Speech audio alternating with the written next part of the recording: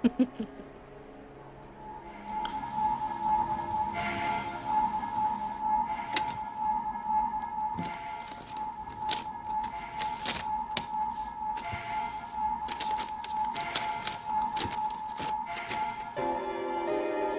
நிறக்குளம்,